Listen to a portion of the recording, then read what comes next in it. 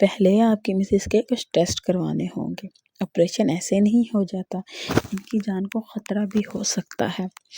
پھر یہ غیر قانونی کام ہے مسٹر، اور آپ یہ بہت اچھی طرح جانتے ہیں۔ جی میں جانتا ہوں، لیکن اب میری وائف کی کنڈیشن دیکھ رہی ہیں نا، وہ کسی صورت اس بچے کو پیدا نہیں کرنا چاہتی۔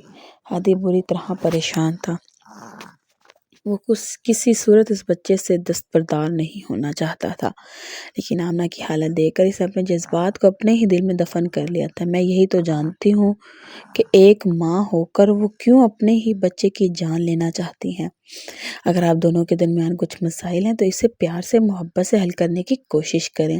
اس طرح ایک تیسری جان کو ضائع کرنے سے مسائل حل نہیں ہو جائیں گے۔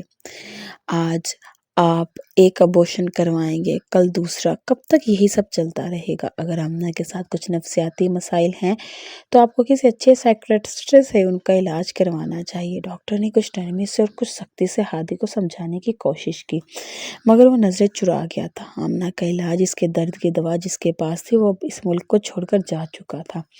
ڈاکٹر صاحب آپ ٹیسٹ کروا لیں اور ابورشن کی تیاری کریں۔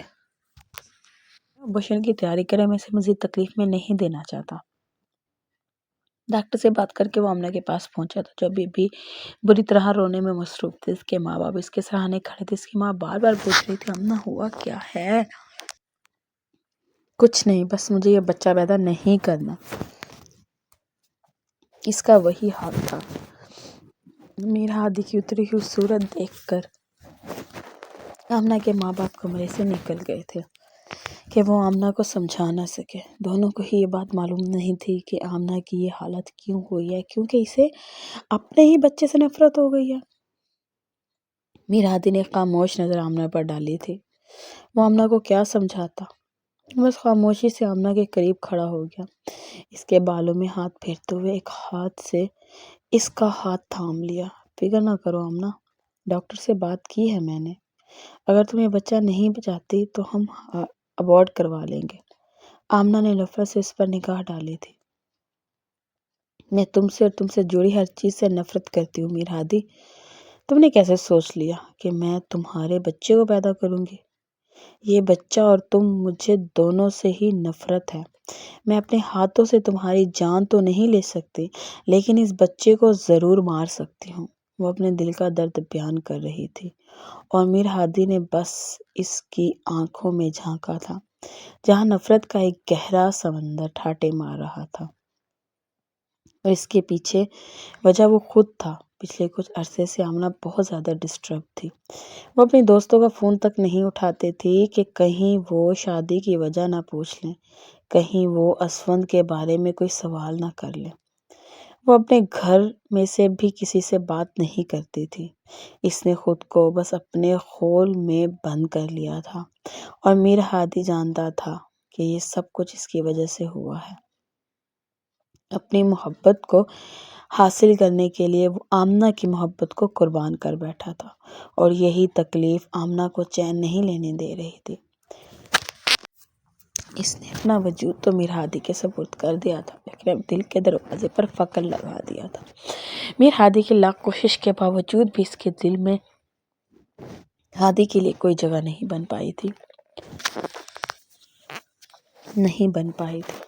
کچھ ہی دیر بعد آمنہ کے سارے ٹیسٹ مکمل ہو گئے تھے، لیکن رپورٹس نارمل نہیں آئی تھی۔ آمنہ کے جسم میں خون کی بہت کمی تھی، بلڈ پریشر بھی بہت ہائی تھا۔ ڈاکٹر نے صاف کہہ دیا کہ ایسے میں ابورشن کرنا آمنہ کی جان کو خطرے میں ڈالنے کے برابر ہے۔ یہ سن کر بھی آمنہ اپنی بات سے پیچھے نہ ہٹی تھی۔ اس کی وہی ضد تھی کہ اسے یہ بچہ نہیں چاہیے۔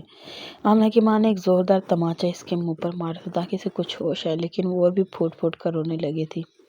ہادی نے بڑی مشکل سے اس کی ماں کو سمجھایا تھا کہ آمنہ اس وقت ذہنی طور پر ٹھیک نہیں ہے، میں خود اسے سنبھال لوں گا۔ آمنہ کے ماں باپ اسے چھوڑ کر واپس چلے گئے تھے۔ ہادی نے ڈاکٹر سے کہہ دیا کہ فی الحال ہم ابورشن نہیں کروانا چاہتے۔ وہ آمنہ کی جان کو خطرے میں نہیں ڈال سکتا تھا، اس لیے اس کی چھٹی کروا کر اسے زبردستی گھر لایا تھا، لیکن وہ سارے راستے بھی شور مچاتی رہی تھی، میر ہادی کو برا بھلا کہتی رہی تھی، اور وہ خاموشی سے سب سنتا چلا گیا تھا۔ گھر لا کر اس نے نوکروں کو سختی سے ہدایت کر دی تھی کہ آمنہ کو بستر سے پاؤں بھی نیچے کرنے کی اجازت نہیں ہے۔ اس کے ارد گرد پھول فروٹ اور ہر خوبصورت چیز موجود تھی، لیکن آمنہ کو دنیا کی ہر شے بدصورت نظر آ رہی تھی۔ وہ آنکھیں بند کرتی تو اسے اسونت کا چہرہ نظر آتا، اسونت کی محبت میں بری طرح کھل رہی تھی۔ میر ہادی نے اس کے لیے سب کچھ کیا تھا، لیکن وہ اپنے دل کا کیا کرتی جو اسونت کے لیے تڑپتا تھا۔ رات کے کسی پہر میر ہادی کی آنکھ کھلی تھی اور آمنہ بستر پر نہیں تھی۔ ہادی کی جان نکل گئی، وہ تیزی سے سارے گھر میں سے آوازیں دیتا دوڑنے لگا، بالآخر وہ اسے چھت پر مل گئی تھی۔ چھت کی منڈیر پر کھڑی وہ رات کے اندھیرے میں اپنے آپ کو موت کے سپرد کرنے جا رہی تھی۔ میر ہادی کو لگا جیسے اس پر آسمان گر گیا ہو۔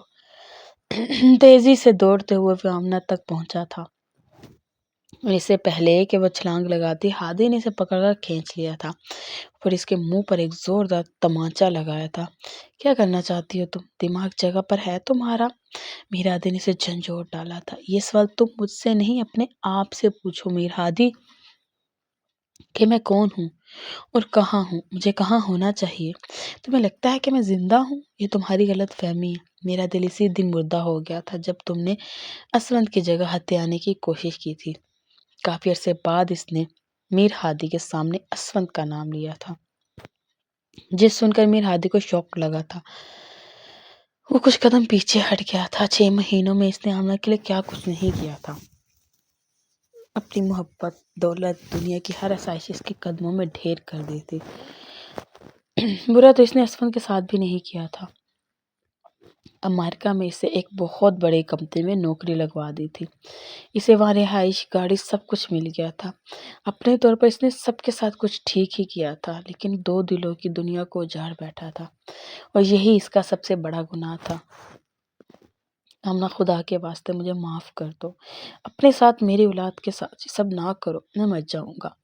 میر ہادی نے اس کے آگے ہاتھ جوڑ دیے تھے۔ تم مر کیوں نہیں جاتے میر ہادی؟ مر جاؤ، مر کیوں نہیں جاتے؟ چلے جاؤ میری زندگی سے، دفع ہو جاؤ۔ تمہاری صورت دیکھتی ہوں تو مجھے اپنے آپ سے گھن آتی ہے۔ میرے وجود پر جس طرح تم قابض ہوتے ہو، میرا دل چاہتا ہے کہ میں تمہاری روح تک کو جھنجھوڑ کر پوچھوں، کیا یہ تمہاری مردانگی ہے؟ یہ ہے تمہارا عزم کہ تم نے ایک بے بس کمزور لڑکی سے اس کا سب کچھ چھین لیا اور خود کو مرد کہتے ہو؟ میر ہادی، محبت کے دعوے دار بنے پھرتے ہو، تمہیں تو محبت کی عزت کرنا بھی نہیں آتی۔ اگر تم محبت کرتے تو کچھ کبھی مجھ سے اسونت کو نہ چنتے۔ محبت نہیں کی، تم خود غرض ہو، تم نے خود غرضی کی ہے۔ آمنہ میر ہادی کے سینے پر زور زور سے اپنے ہاتھ مارنے لگی تھی۔ کچھ دیر بعد وہ ٹوٹ کر بکھری، اسی کے سینے سے لگ کر رو رہی تھی۔ ہادی نے خاموشی سے اسے اپنے احسار میں قید کر لیا تھا۔ کیوں کیا میر ہادی؟ میرے ساتھ ایسا کیوں؟ میرے جینے کی وجہ چھین لی؟ کیوں آئے تھے میری زندگی میں؟ میں بہت خوش تھی اپنی دنیا میں، اسونت کی دلہن بننے والی تھی۔ سب کچھ کتنا خوبصورت تھا، تم نے سب تباہ کر دیا، اور اب چاہتے ہو کہ تمہارے بچے کو جنم دوں؟ میں ایسا نہیں کر سکتی۔ آمنہ کو سینے سے لگائے ہادی آہستہ آہستہ سیڑھیاں اترتے اسے کمرے میں لے آیا تھا۔ بیڈ پر لٹا کر اس نے آمنہ کے اوپر چادر ڈالی تھی۔ آمنہ نے اسے سکتے ہوئے اپنی آنکھیں بند کر لی تھی۔ میر ہادی نے اس کا بلڈ پریشر چیک کیا تھا، جو بہت زیادہ ہائی ہو رہا تھا۔ دھیرے دھیرے اس کے سر میں ہاتھ پھیرتے وہ اسے سمجھا رہا تھا، معافی مانگ رہا تھا، لیکن آمنہ مکمل طور پر خاموش ہو چکی تھی۔ پتہ نہیں وہ جاگ رہی تھی یا سو رہی تھی۔ بس میر ہادی اپنے گناہوں پر ندامت کا اظہار کیے جا رہا تھا۔ رات دھیرے دھیرے بیت رہی تھی، آہستہ آہستہ دن گزرنے لگا تھا۔ آمنہ مکمل طور پر خاموش ہو گئی تھی۔ میر ہادی نے ایک نرس کو ہر وقت اس کے پاس رہنے کی ہدایت کی تھی۔ وہ خود دفتر میں ہوتا تو سارا وقت اسے گھر میں موجود آمنہ کی فکر رہتی۔ یہ ڈر ستاتا کہ کہیں وہ پھر دوبارہ خودکشی کرنے کی کوشش نہ کرے۔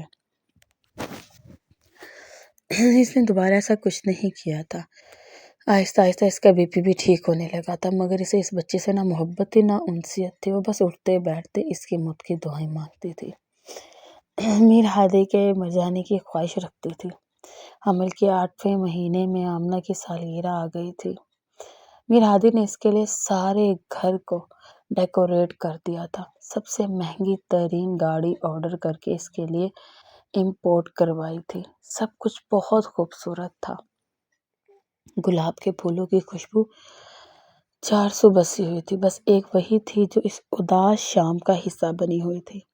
میر ہادی نے اس کے ہاتھ میں گاڑی کی چابیاں تھمائی تھی۔ مجھے یہ نہیں چاہیے، اس نے صاف انکار کیا تھا۔ تو پھر کیا چاہیے میر جان؟ حکم کرو، جان بھی حاضر ہے، میر ہادی نے مسکرا کر پوچھا تھا۔ پہلی بار وہ کوئی فرمائش کرنے جا رہی تھی۔ کیسے ممکن تھا کہ وہ انکار کر دیتا؟ اس بچے کی پیدائش کے بعد مجھے طلاق چاہیے۔ آمنہ کے لفظوں نے ہادی پر بجلی گرائی تھی۔ کتنی ہی دیر وہ خاموشی سے بس اسے دیکھتا چلا گیا تھا۔ لفظ کہیں کھو سے گئے تھے، محبت سے کی گئی ہر محنت رائگاں چلی گئی تھی۔ مجھے ڈیورس دے تو میر، میرے لیے یہ زندگی کسی اذیت سے کم نہیں ہے۔ میں واپس اپنے گھر جانا چاہتی ہوں، تمہاری اولاد تمہارے حوالے کر دوں گی۔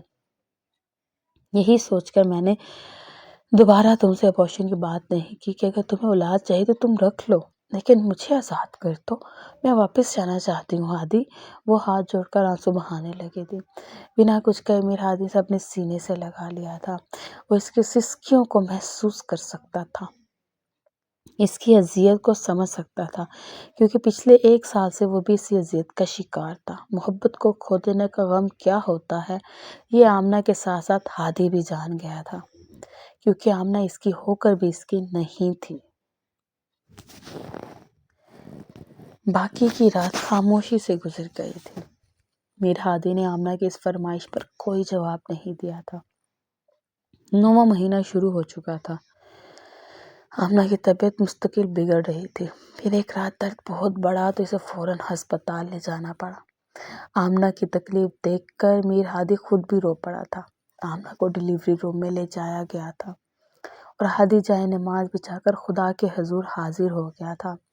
اپنے گناہوں کی معافی مانگتے ہوئے وہ آمنہ کی زندگی اور اپنی اولاد کی حیات طلب کر رہا تھا۔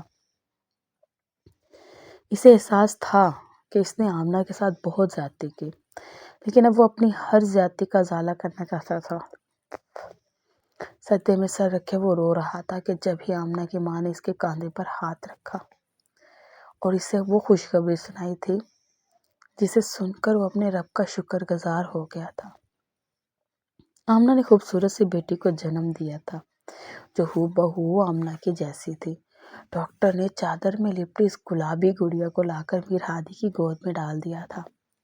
اسے سینے سے لگائے میر ہادی بچوں کی طرح پھوٹ پھوٹ کر رو دیا تھا۔ ہر رشتے کو کھو دینے کے بعد یہ پہلا رشتہ تھا جو پوری طرح اس کا تھا۔ اس کی گود میں موجود اس کی بیٹی صرف اور صرف اس کی تھی، اس پر کسی اور کا حق نہیں تھا۔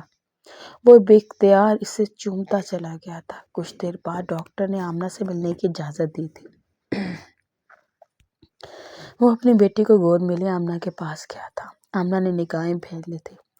سنو آمنہ، میں نے اس کا نام فاطمہ رکھا ہے، تمہیں پسند ہے؟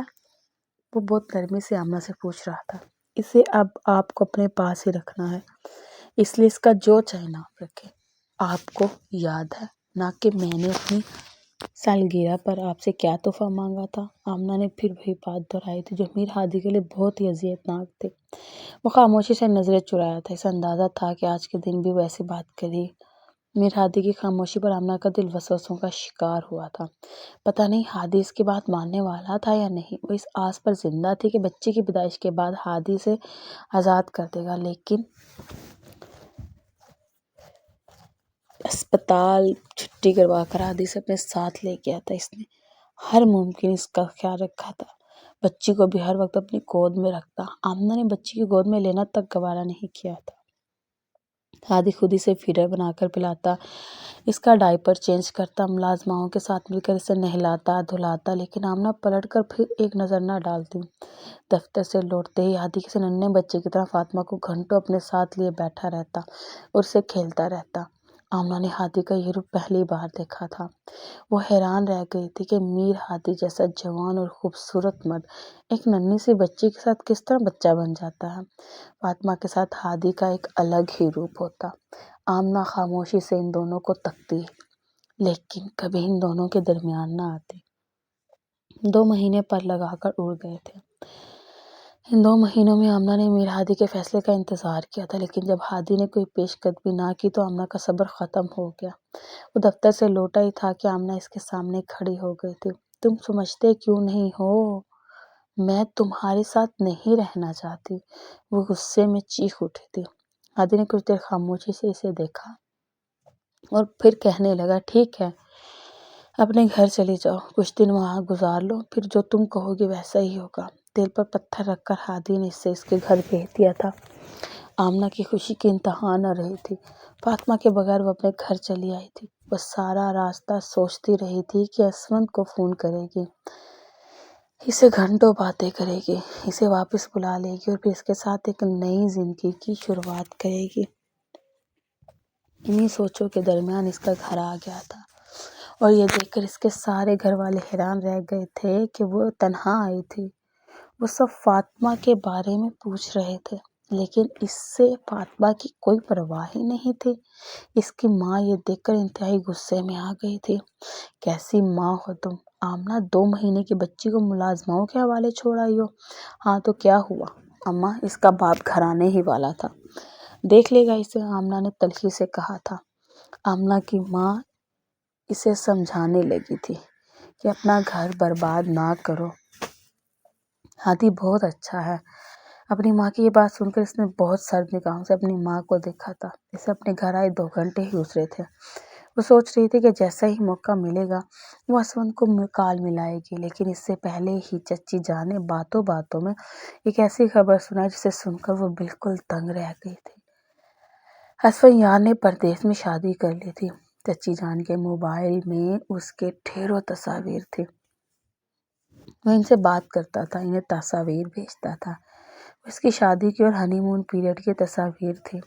اسفند یار اپنی بیوی کے ساتھ بے انتہا خوش تھا۔ اس کا گھر پوری طرح مکمل نظر آتا تھا۔ آمنہ کے دل کو جیسے کچھ ہو سا گیا تھا۔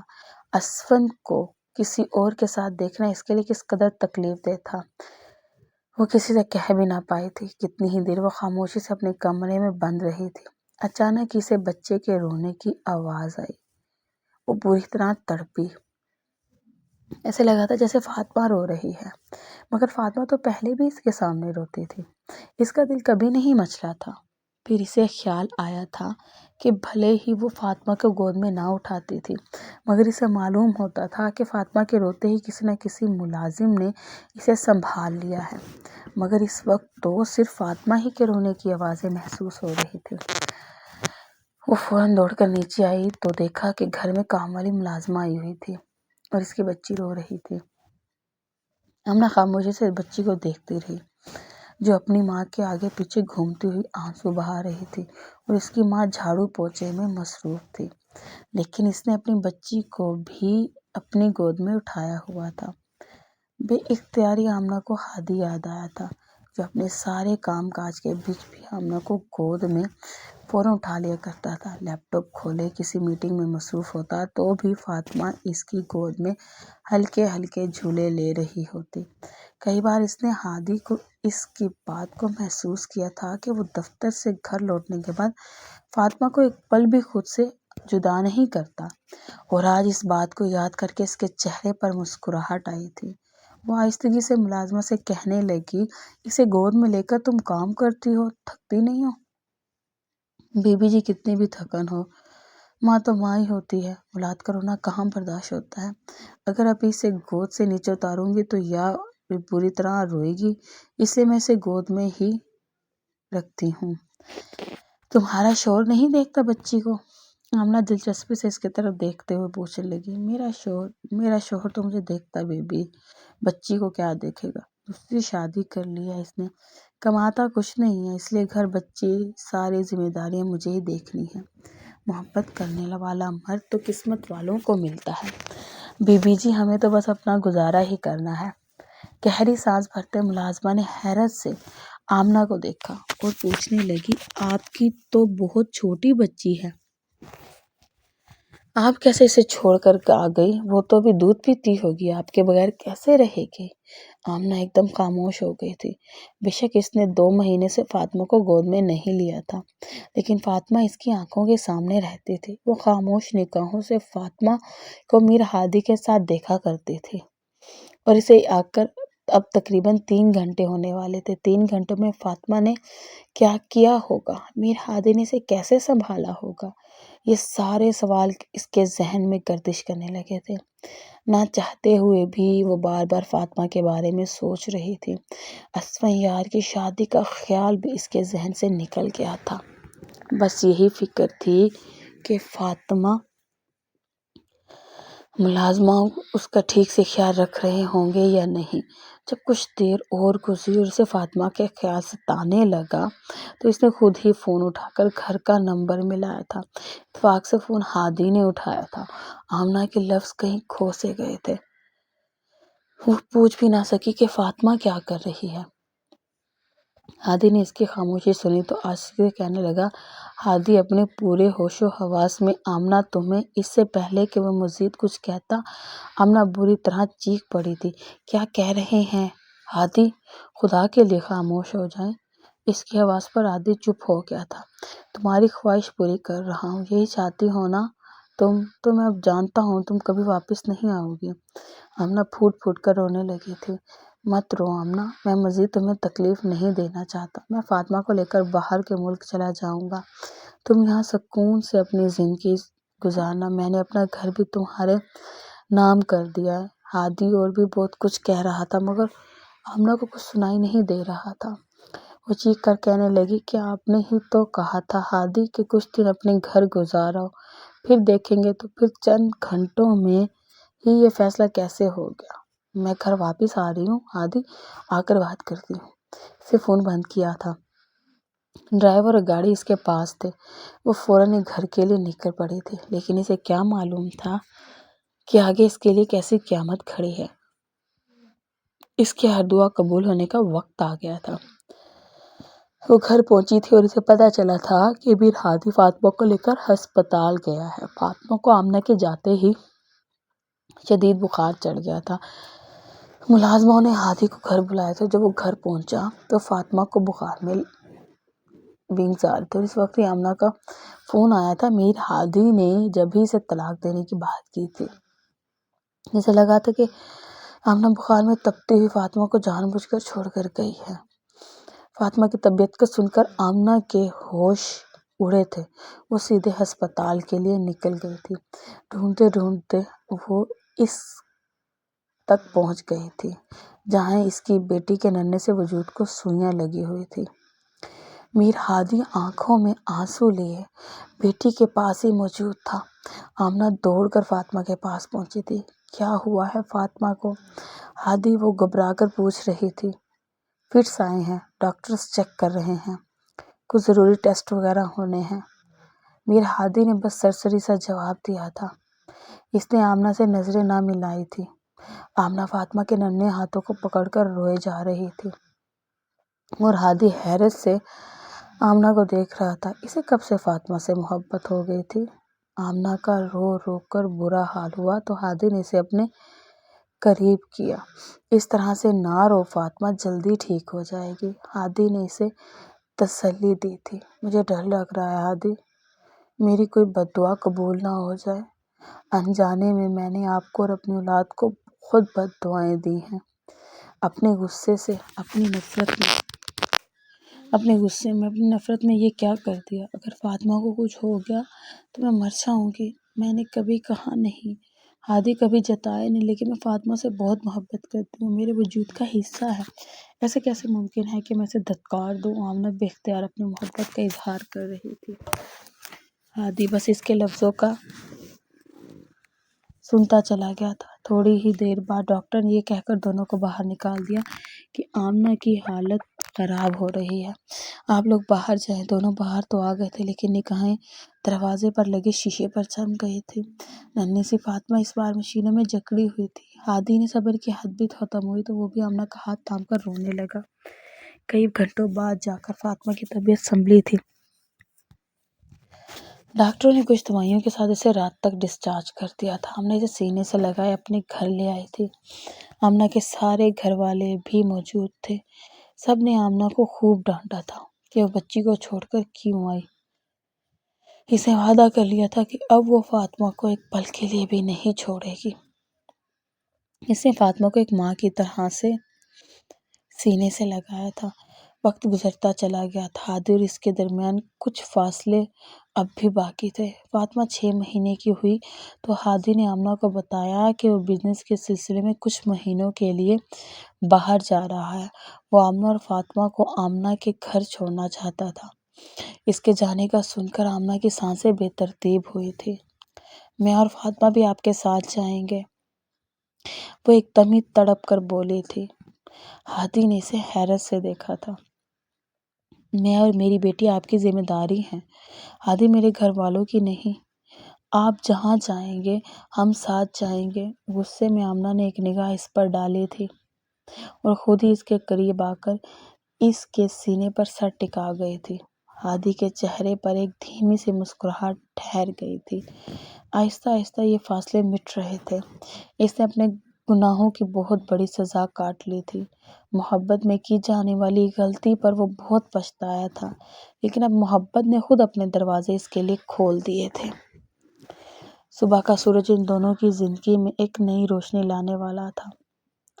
ہادی اور آمنہ کی زندگی کی ایک حسین شروعات ہو چکی تھی۔ اگر آپ کو ناول پسند آئے تو پلیز چینل کو سبسکرائب کریں، ویڈیو کو لائک اور شیئر کریں اور بیل آئیکن کے بٹن کو دبانا نہ بھولیں تاکہ ایسے مزید ناول آپ کو ملتے رہیں۔ جزاک اللہ۔